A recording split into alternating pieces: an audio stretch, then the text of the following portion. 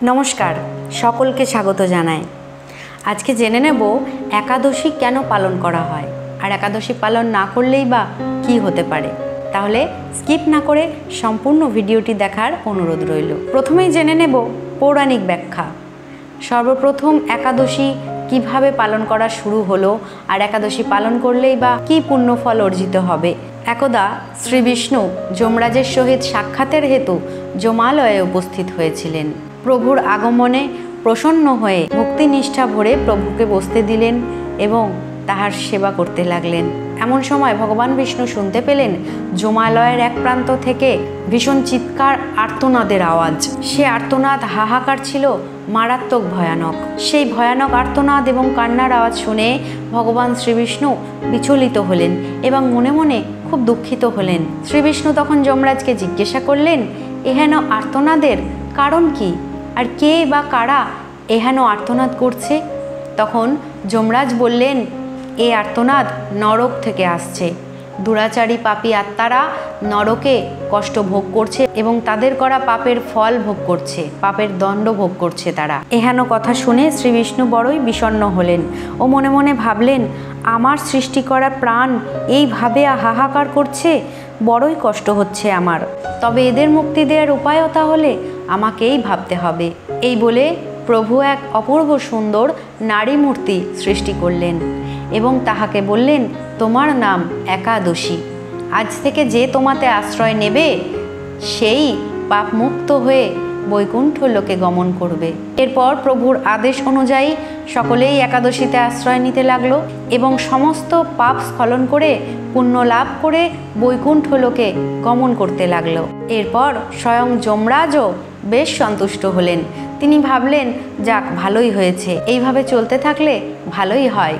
दुराचारी पापी आत्मारा आर दंडभोग करबे ना, सकलेई पुण्य लाभ करबे, आमार काज किछुटा कमलो। एमन समय पाप पुरुष गिये श्री विष्णुर निकट दाड़ालेन।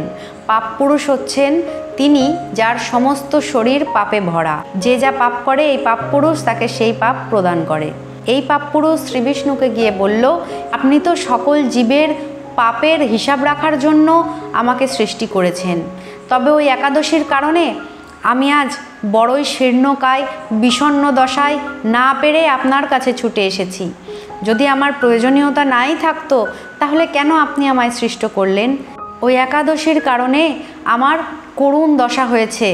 देखुन आपनि आमार प्रति सुविचार करुन। एछाड़ाओ जगते समस्त प्राणी अर्थात जे पुण्य करछे से, जे जेने शुने पाप करछे सेओ एकादशीते आश्रय निये आपनार धामे गमन करछे। এটা তো অন্যায় প্রভু, তাই আপনি যেভাবেই হোক আমাকে রক্ষা করুন আর পুনরায় সঠিক বিচার করুন। তখন শ্রী বিষ্ণু বললেন ঠিক আছে, আমি তোমার প্রতিও সুবিচার করব।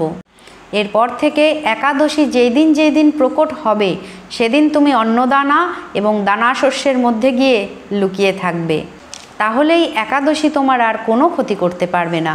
এরপর থেকে এই নিয়মই চলে আসছে। একাদশীর দিন উপস্থিত হলেই এই পাপ পুরুষ অন্নদানা এবং দানা শস্যের মধ্যে গিয়ে লুকিয়ে থাকে। আর সেই দিন যদি আমরা অন্নদানা আর এই দানা শস্যগুলি গ্রহণ করে ফেলি তাহলে অজান্তেই না চাইলেও এই পাপ আমাদের ভেতরে চলে আসে। তাই একাদশীর দিন বিশেষ কয়েক প্রকার দানা শস্য এবং অন্নদানা গ্রহণ করা একেবারেই উচিত নয়। তবে এই নিয়মটি শিশুদের ক্ষেত্রে একেবারেই প্রযোজ্য নয়, কারণ তারা স্বয়ং ভগবানের স্বরূপ হয়। তাই কষ্ট হলেও একাদশীর দিন অন্নদানা এবং দানা শস্য গ্রহণ করা উচিত নয়। যদি এমনটা করা হয় তাহলে না চাইলেও সেই পাপ আমরা করে ফেলি। এবার আসি বৈজ্ঞানিক ব্যাখ্যায়। আমাদের রোজকার পাচন প্রক্রিয়ায় আমাদের শরীর অভ্যস্ত হয়ে উঠেছে। রোজই ডাল ভাত মাছ অথবা নিরামিষ আহার কিছু না কিছু খাবার আমরা গ্রহণ করে থাকি।